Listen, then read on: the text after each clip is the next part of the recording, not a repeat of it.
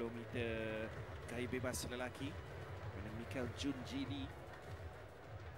Dan juga atlet negara yang membanggakan kita, Yu Jing Tong. Ingat gangsa.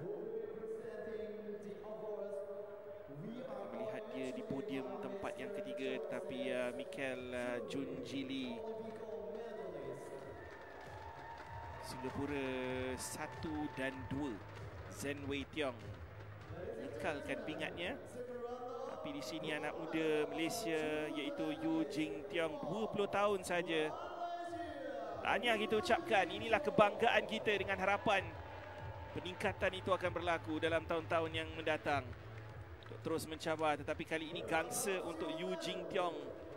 Dan anda dapat rasakan apa yang bermain di fikiran beliau pada ketika ini. 50 meter gaya bebas lelaki. Di tempat yang kedua adalah Zen Wei Tiong, mengekalkan pingat perak yang dimenangi 2 tahun yang lalu di Kemboja.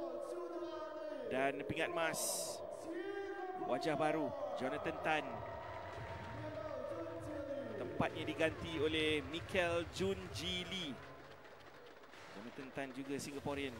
Michael Jun Ji Lee dengan pingat emas, dengan catatan yang boleh saya katakan jauh meninggalkan perenang-perenang lain. Dan cuma sedikit saja di belakang, 0.001 saja di belakang rekod Sukan C. Namun tetap satu pencapaian yang cukup membanggakan untuk Michael Jun Ji Lee, yang kalau diikutkan catatannya ini mungkin akan terus mendominasi kolam renang untuk tahun-tahun akan datang. Nurul Huda yang kita dapat lihat di sini dari Malaysia, bekas perenang negara yang tidak asing lagi, yang memberikan cenderahati juga kepada semua perenang-perenang di sini. Thailand selaku tuan rumah pada kali ini untuk edisi yang ke-33.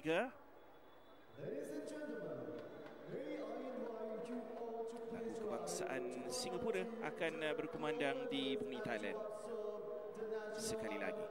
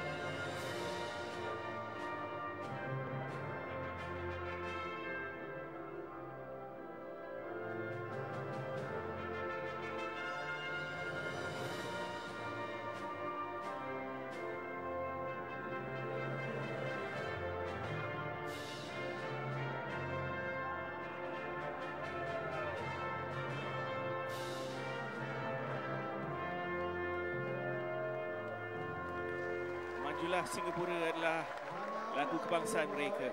Dengarkan sebentar tadi Michael Jun, penuh kebanggaan sesungguhnya bila mencapai pingat emas.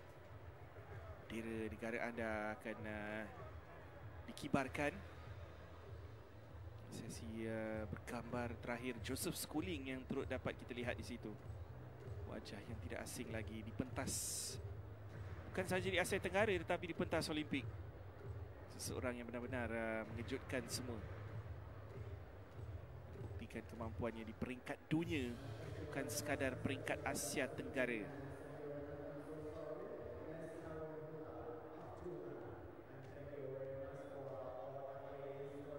Alright, kita beralih ke